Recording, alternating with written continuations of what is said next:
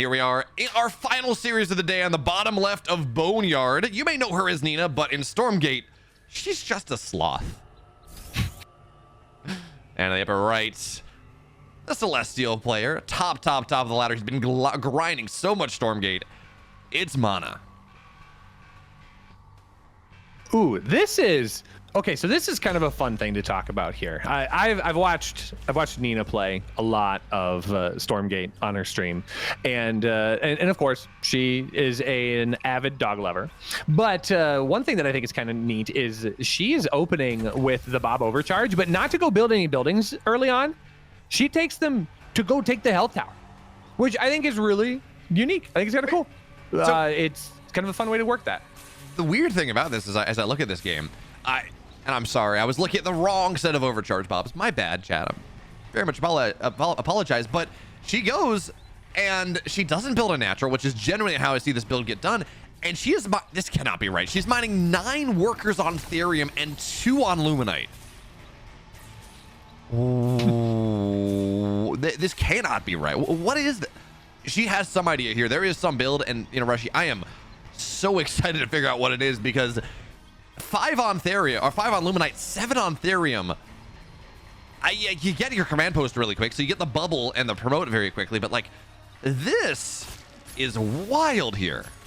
I mean, it still feels like it's going to end in the same place, though, right? Are we just getting the 100 Therium needed to get Beryllium Claws, and we just kind of go from there? Oh, actually, no, yeah, this is Hedgehogs or Hornets. That's what this is going to be. It's been so long since the meme Hornet meta build, right? Where you just you would do this, and it was like, okay, well, yeah, I got a Hornet out, have fun. And she's memeing on us. She's actually, she's not even memeing. Hornets are very good in this setup.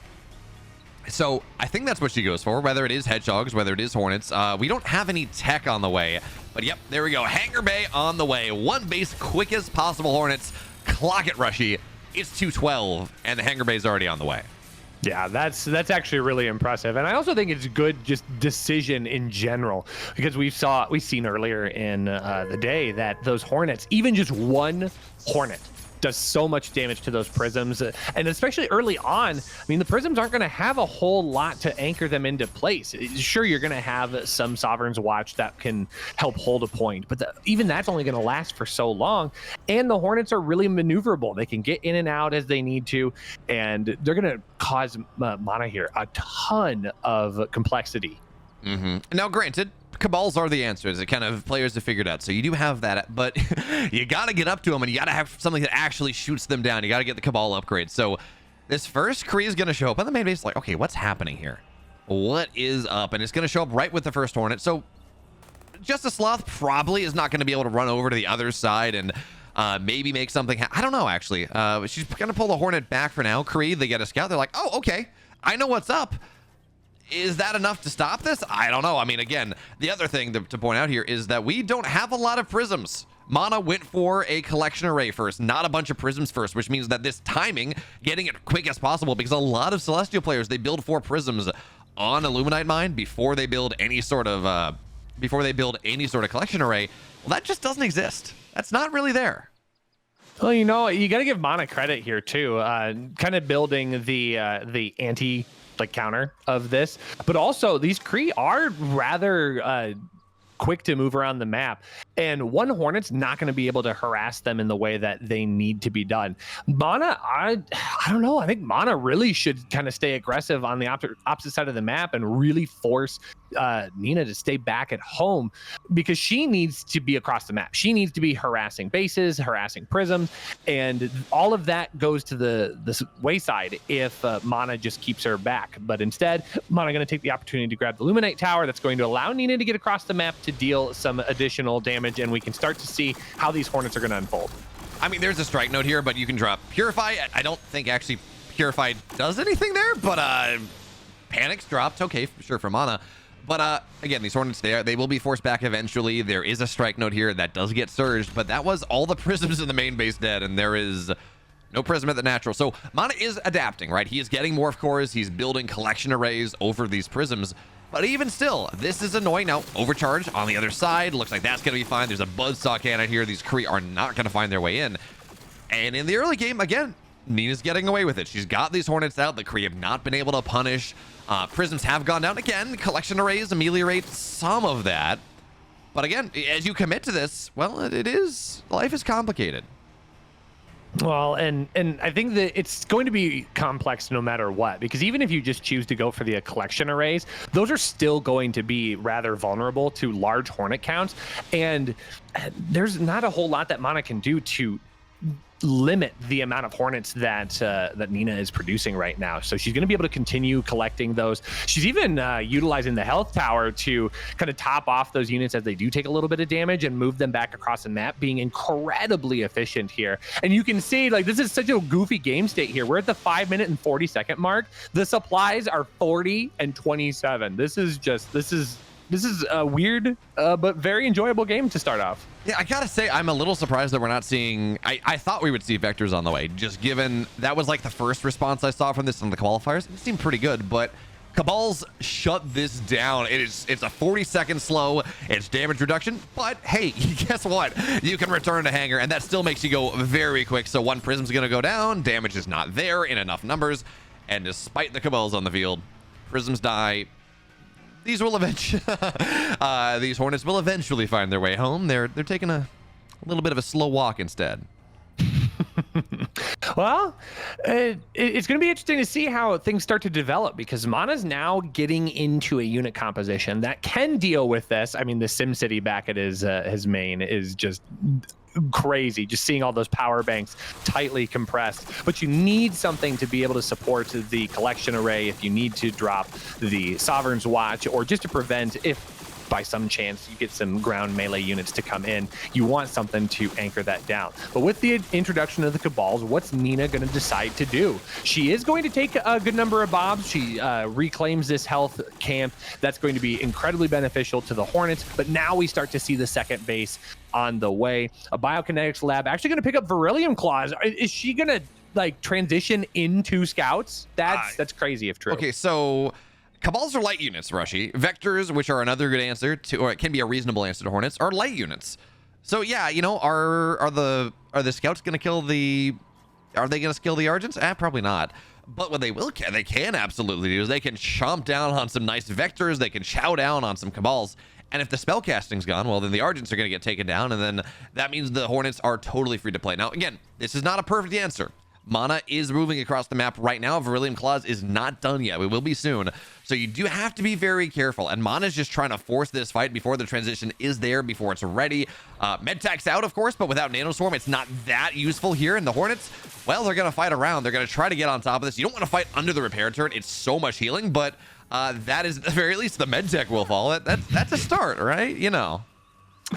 Oh, yeah, this is still a very delicate moment here for Nina, though. MaNa has a ton of army, and there is enough to knock this down. Picking off one of those habitats that's actually going to supply block Nina in this moment, so she can no longer build additional units. Picking off that Exo is incredible damage as well. There is a Buzzsaw Cannon in the first, or the main base mineral, or Luminite line, excuse me, and that is going to be helpful, but she really needs to find an answer to this mobile army here. Fighting with the Hornets in the health camp is a good start, trying to pick off as many of those Argents as humanly possible, because the Kree don't shoot up, but there is still just so much here for MaNa, and MaNa slowly kind of taking control of this base. Yeah, Nina doing a really good job of fighting in the health camp, so even as her Hornets get grounded, they don't necessarily die. But with this Purify, right, tier 2 available for MaNa, you need it for the Cabals anyways. But with this tier 2, the Purify getting more energy back, every single time a Hornet arrives, it gets slammed into the ground. Krees explode them because, yeah, Hornets, they do a lot of bonus damage to light. They're also light units. So another one is slammed down here again and again. Yeah, you don't need to shoot up if you can just bring them to the ground. And I don't know, something about it. I just love the animation, right? It just... There's violence to it that makes me very happy. So the Hornets are dead. This one base Hornet idea coming out of Nina doesn't really seem to be working out all that well. You know, she's got hedgehogs on the way. They can do something, but it's 65 supply to 37. Yeah, we saw some prisms go down, but it seems like MaNa absolutely has the answer. Yeah, and being able to pick off this mech bay is going to be incredible damage for MaNa. MaNa now owns the space in between Nina's two bases. He's going to try and get these Kree in on top of this sentry post, which I'm surprised still does not have an Exo or a Lancer inside of it. Doesn't offer quite the same support here. And MaNa can just choose to go back and forth here, forcing Nina to fight and defend on two different fronts. MaNa doesn't like the engagement. He can just back off. He's in such a great position, and he's forcing Nina to really spread herself thin. In fairness, the scout number is getting higher. The hedgehog count is getting higher, and if you can knock these cabals down, the Hornets, actually, I don't even know if we have any Hornets anymore, but technically, you can still take this fight. You can go and get damage done on these Kree. Bonus damage to light means they do get shredded even as they shred the scouts, but it's these Argents, right? The Argent, not a unit we think about as saying, wow, this is really powerful. This is strong. This is a problem. But in this game, absolutely true. Exo just gets popped immediately. And now I think MaNa's hit this critical point where the natural is too exposed. It's going to be really hard for just a slot to go and take this fight. The scouts are going to fall down. Argent's at the front line. Cabals are starting to get taken down here a little bit, but with Purify, so much energy available. Even still, Nina's actually taking this fight a lot better than I thought she would. Bob's on the surround as well. Is this enough, Rushy? Has she held this well enough? Well, the Argents are running out of energy, and when they are out of energy, they do not attack with nearly as much. So another Purify does come down. That's going to give these Argents one last gasp here. The Bobs are kind of on the outside, so the Scouts dealing of the brunt of the damage here. And Nina's finally cornered this off. She's able to get the remainder of these Argents here. Sure, a few more of these Scouts might fall, but she stabilizes. She gets to keep all of her workers, and somehow she gets out of this, and MaNa's going to have to readjust here. The supply counts have been equalized. Yeah, I love watching, by the way, this Exo firing about once a month with the debuff on it from the Cabal. It's like, yeah, I line up the shot, take a look, sight it in, stop for a snack. Snack's very important.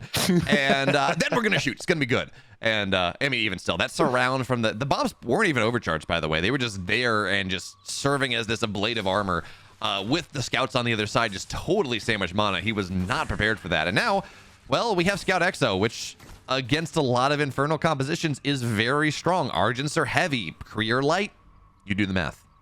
Yeah, no, that is very, very well played by Nina. I think that is going to be one of the cornerstones of how games develop in Stormgate is the patience. I mean, the time to kill, we've talked about it. It's a lot higher, but it also provides for a lot more longer lasting moments to kind of rescue a situation. And Nina was patient. She took a breath and she said, I know what I have to do to get to this point. I just need to whittle this army down, brought the Bobs into the fight and forced those Argents back into a corner where they could not maneuver. And all of that map presence in between the two bases was finally lost. So Nina's going to be able to kind of I'm going to say remax, but like we still haven't broken 3-digit supplies. We're at the 12, almost 13-minute mark here. And both of our players are just now going to start flirting with the opportunity to get to triple-digit supply count. But look at MaNa, top left corner. I see a triangle. Ah, I see many. Well, yeah, it's one triangle. Just you take advantage, right, of the rapture. There is an actual term for it. But yeah, you bring them all to heaven, right? You get these camps. So that means MaNa is going to be able to get some of these more difficult to take, but more effective camps. And yeah, eventually we're going to see this one go up. What I've actually been paying attention to for the last couple minutes is that there is a Legion Hall on the way. And I was going to ask Rushy, is it going to be something interesting, or is it just going to be Animancers? The answer is Animancers. We're going to have eventual Dark Prophecy. I just sit here and I'm like, I have seen an Archangel in a competitive game once in my life. And it was super cinematic. Archangel runs forward and it's like swinging its hammer against a dragon. I'm like, I love this. This is fantastic. But we're not going to go there just yet. Probably not efficient. Probably not worth doing. But it would be fun. I would have been happy. I mean, there's a scenario where Nina just gets a whole bunch of Exos and kind of builds up this large, light armored army. And the Archangels have that dive ability. And if you add the upgrade that allows them to deal additional splash and AoE damage, they just obliterate light units. So there could be a reason for MaNa to get into some Archangels. But I think you're right. I think Animancers are going to be the safer bet, especially right now. It's kind of the step in the right direction. direction. He has leapt out to take the third Luminite camp here, going to get some additional prisms. And we're going to have to see how the middle game here unfolds, as Nina is going to go for the Skull Squisher, getting that siege camp. Looks like she wants to try and push. She thinks she's got an opportunity to capitalize on MaNa's lack of units, maybe, but actually the supplies are rather close. I don't even know that this is I want to push with this. This is just it's a lot of money. I might as well push it on the map. That's fine. Like, if it gets something done, great. If it doesn't, who cares? What I think is also really interesting, we're seeing overlapping splash coming out of MaNa. A very Protoss idea, right? You know, that's where MaNa comes from. But not only do we have Animancers hitting the field, we also have a bunch of Sabers, which they have been buffed. That is going to be one day. Man, massive rocket hits the crease. Like, yeah, this is fine. Whatever. I'm going to take half damage. Who cares? But more important, ooh, this Arc Station very exposed. We're talking about teching up. Well, if you lose the Arc Station, that is going to be a massive problem with the Scout Hal. It's just a dead Arc Station there. That is not what MaNa wanted. And, you know, he's on the tech level he's at right now. That's fine. But, you know, as you go forward, you would like to be able to get up to that Arc Fortress, get the Fate's End going, as we saw you doing in the qualifier. But anyway, point being, Sabers were buffed. Now they do more splash damage around the initial shot. That can be fairly nice, especially as this army they just clump up relatively well together, and it's a horizontal splash, so even into a concave, you can maybe make something happen there. But because MaNa lost that Arc Station, it's gonna have to play a little bit more defensively, and yeah, we don't have the fight just yet. This army, for how big its supply count is looking very small. Well, and MaNa is lucky that Nina doesn't capitalize on this, because he doesn't have any energy, which means there's no access to his top bar abilities. He's not going to use Sovereign's Watch to help hold down a position. He's not going to be able to use Purify. And that was a very dangerous moment, because the Arc Station provides something like 50 energy. It's a crazy amount. So very fortunate for MaNa. He's able to get himself stabilized. He's got his Arc Station back in the top side of the map. And both players are just going to continue trying to collect camps here, as it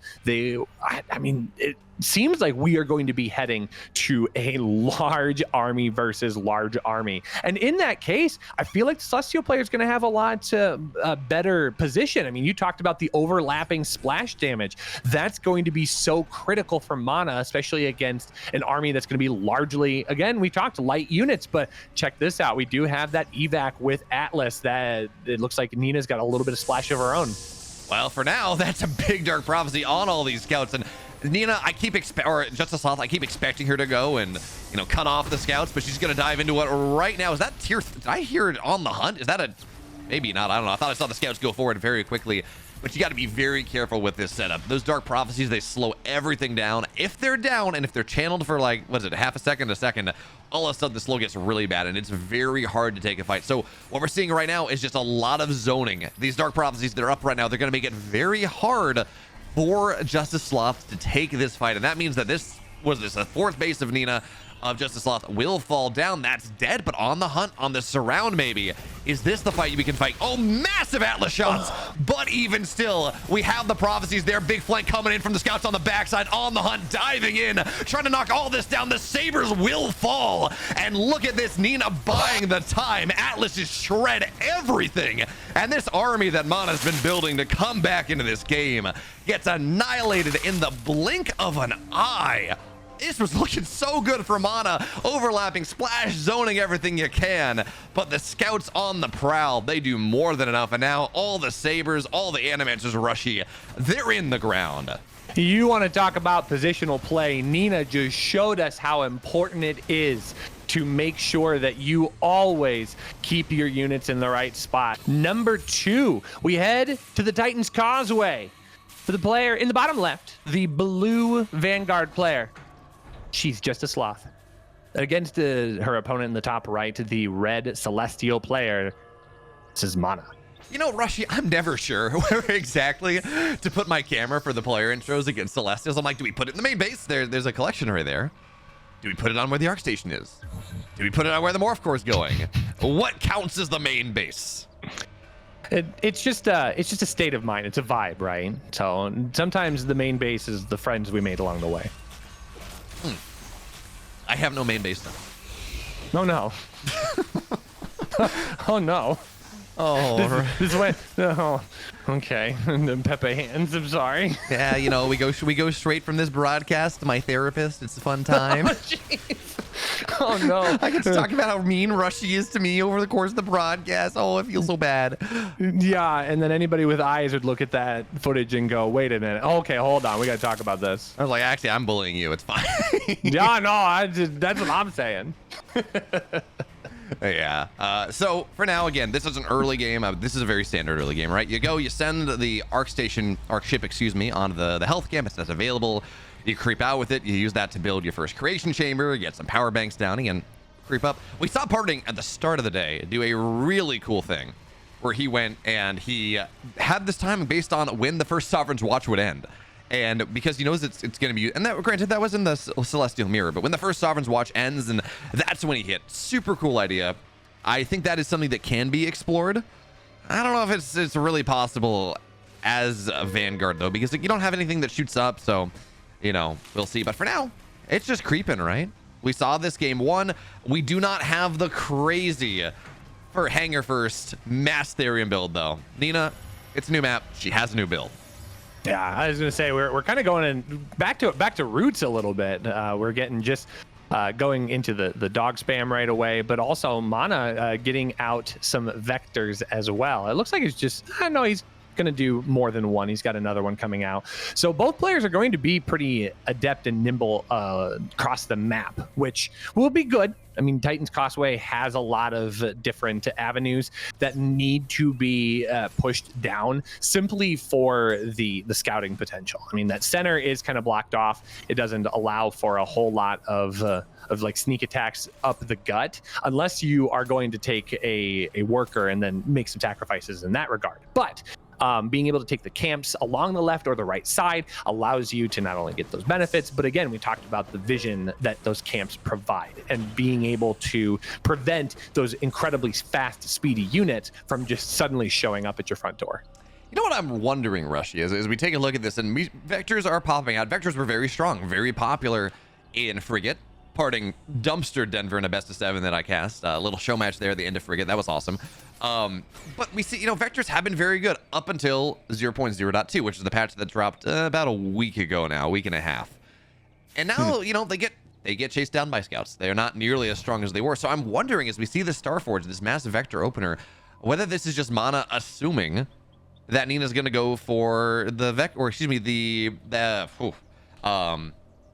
why am I blanking on the name? The Hornet, right? They go for that Hornet timing once again. So you're trying to counter something that Nina's not doing, and then you actually get countered by the counter. And that's just a mark of good series planning. Nina, at this stage, she's got Scout Hedgehog against Vector Argent, and I know which army I like a little bit more. Dude, Hogs and Dogs. They're Hogs so and good. Dogs. Yeah, it's a good army composition, but this is a staple of RTS. I mean, scouting is so important. If you can make the assumptions and build into, okay, this is what I think my opponent's going to do, and that is perfectly viable. We have plenty of games and plenty of series where that happens and it works, but it is a risk. It's a risk that MaNa is taking here, making the assumption that it's going to go in one direction. So once he gets the indication that this is going to be hedgehogs and scouts, he's going to have to make some adjustments here, because I agree with you. I don't think this is going to be quite as nimble as he would like it to be, especially since Nina has the speed tower. She's going to be able to really jump on top of this if she wants to. And right now, that's the decision she's going to try and make. But immediately, those Argents push this army back and away. So that is going to be MaNa trying to jockey back a little bit of the map control. And so far, proving to be successful. Dude, I don't know if this is going to work out, but the timing that Nina's got going right now is super cool, where she has Nano Swarm, right? So that means every single unit that exists on the Celestial player right now is a mechanical unit. Nano Swarm can shred that, but even if you don't, you're healing up all of these hedgehogs. The scout continue to move in. There's a Purify for a little bit more damage, but it's not going to do much against these medtechs. They're still going to get those Nano Swarms around. MaNa's still massively up in supply, though. Nina is on one base. This idea is really cool, but I think the Argents are they're carrying through. They're not taking that bonus damage. And this idea from Nina, again, super cool idea. I don't think it's working out here. Oh, yeah, and she just gets bullied into a corner. Her units need to be able to move and maneuver just a little bit so they can get the most amount of damage possible. But MaNa says no. GG is called. Now we're into game number 3. Nina's build game 1, got enough done in game 2, countered by a bunch of Argents, and now on the biggest map in the pool, in the bottom left, she's a Vanguard player. She's just a sloth.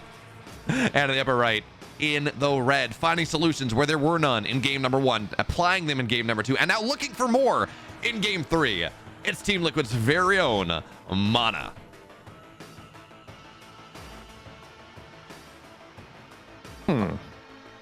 This is not the opening I expected out of MaNa.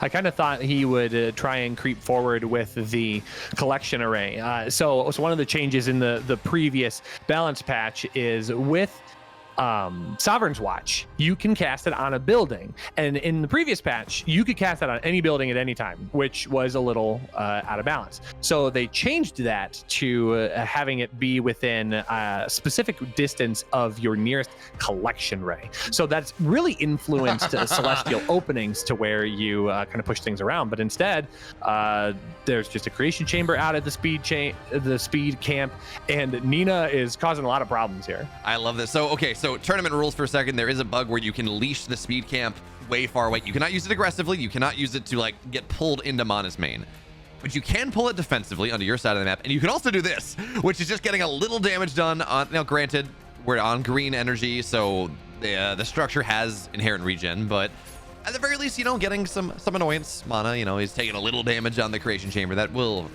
you know, eventually get rebuilt, but whatever you can do to make this life a little bit more complicated for MaNa in the early game is always going to be very nice. And, you know, that is that. But again, these are these Kree openers. We saw it in game 1. We saw it here in game number 3.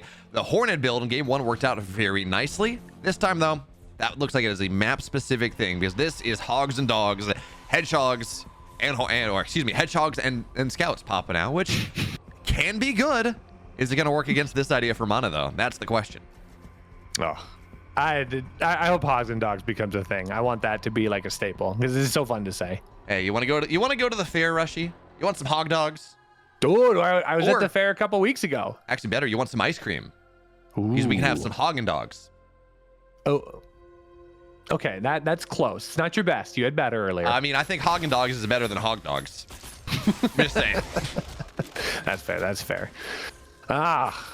So this is actually going to be, this feels like it's going to be way more aggressive for MaNa than normal, because there is no additional collection ray at this point. So despite the fact that we do have a couple of camps and MaNa can lean into a little bit of the economy that he can build off of collecting those, it's significantly less compared to whether or not he would have used that opening collection ray. The one difference, though, is there are workers added in, so there are additional prisms, but I think that is maybe going to lead us into a little bit more aggressive celestial play here in the opening set. Yeah, I think it's important to point out as well that this map is very hard. It can be very hard against the Kree spam. Look, I mean, there are so many areas that you can just attack through them into the main base.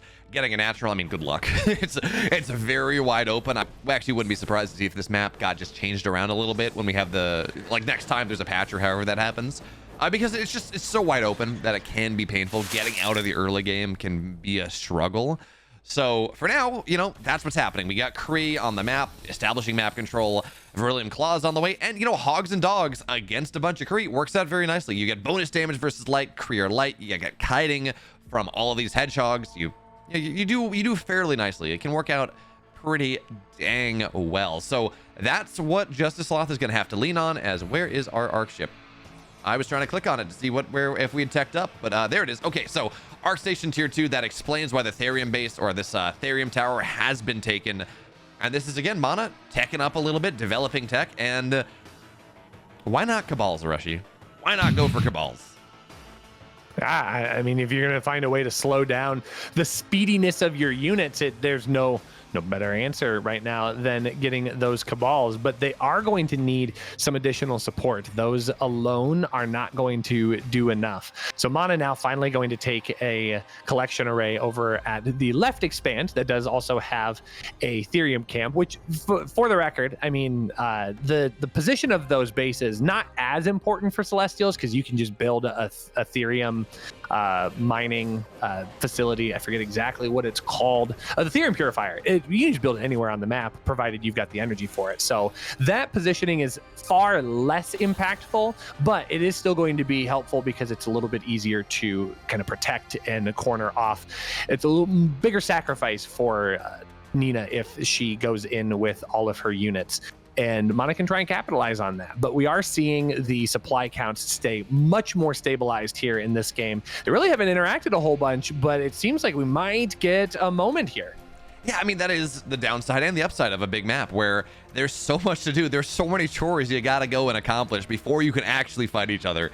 That, again, this early game is going to be very much about the creeping, very much about running around and establishing map control. But now that all the creep camps, for the most part, they've been taken, MaNa has gotten the value from some of these camps that he cannot hold, but at least he gets the money from taking the camps, and you do have that one going for yourself. What I'm trying to track now is, again, we have this medtech, the same idea from Nina in game 2 as game 1. Medtechs, hedgehogs, and dogs going together, making sure things get healed up. And Nanoswarm against these Kree can be very, very strong, but I'm very worried now. Okay, so we're gonna have the cooldown go down, we're gonna have the debilitate on one of these hedgehogs, and it's slow, but it's healing and it's got a shield. Now you're gonna try to take the fight. The splash damage on the hog, or on the dogs, talking is hard, is very, very good. But there's a Vulcan in this army right now, and with this healing here, this hedgehog is taking forever to go down. Debilitate has been used, by the way, on a bunch of these units, so the Vulcan is not going to be able to fight all that easily for quite a while. The hedgehog's not going to be able to fight all that easily for quite a while, and now it's going to get lifted up as well. This timing out of MaNa with Debilitate with the lift, I mean, these they're slow. They don't do any damage. They attack slower. This entire army that Nina has made is really struggling to find any impact whatsoever. Was really worried for MaNa when he spent so much time targeting down that hedgehog that had the shield put on top of it, but Nina was not able to capitalize on the distracted moment from her opponent, but instead MaNa shoves forward here. He gets another lift on that med tech, an crucial unit that needs to provide the extra support. Not going to be able to do it from up in the air, locked down. But MaNa's got to be careful.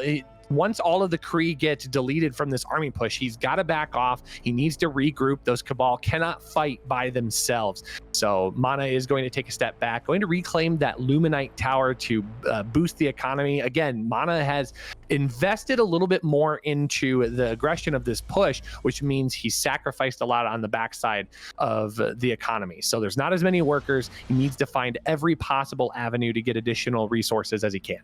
You know, I gotta say, as we take a look at this, I know Nanoswarm defensively keeps units alive for forever. We saw that. The Hedgehog didn't die. But I guess maybe Cabals are... No, they are mechanical too. Every single unit that MaNa has is mechanical. That Nanoswarm, like, again, Nanoswarm shreds Kree.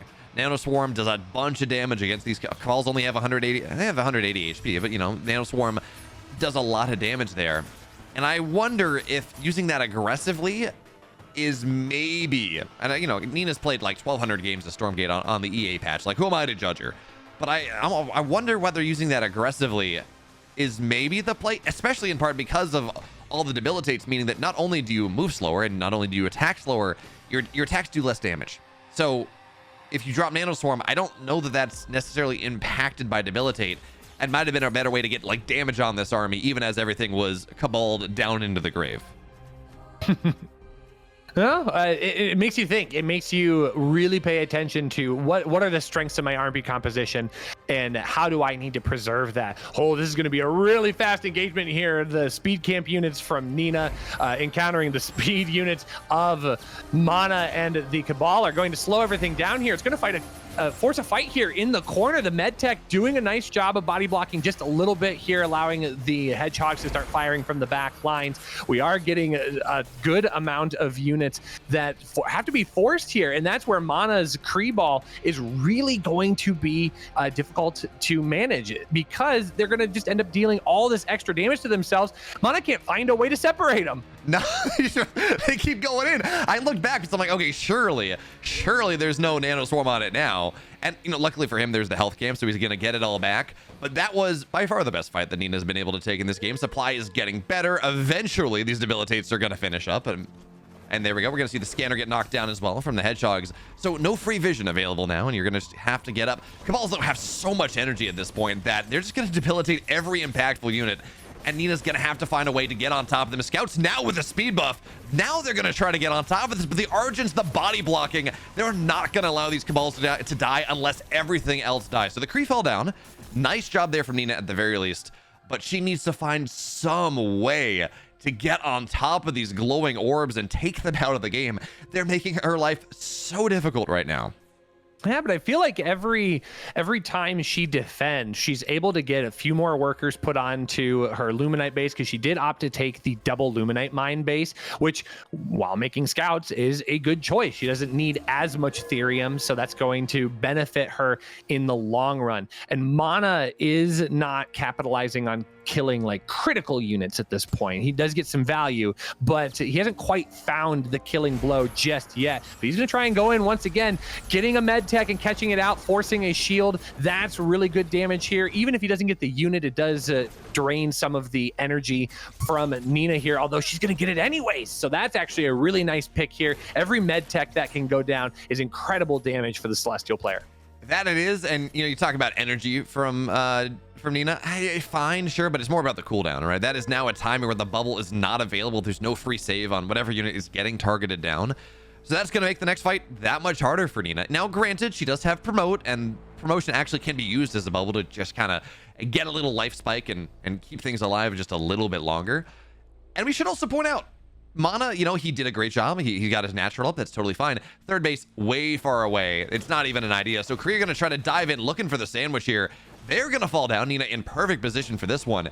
And this ball of Kree Argent Cabal is going to now try to take the Vision camp, but I don't know how much I like that one necessarily. Now Scout's going to try to get on top of the Cabal. This might be what Nina's looking for. They're going to start to get gnawed away at Nanoswarms on the front side, keeping things alive, knocking these Kree down, knocking Kree down on the backside as well. Best fight Nina could possibly take, but this Purify is doing so much here, getting all the energy off all of these med techs, and the army is just not dying. Everything's falling apart. Nina, game one worked great on that incredible late game surround, but MaNa has found the solution to this. She says good game, good luck, and MaNa, the Celestial player, is the one that's going to move on to the round of 8 tomorrow.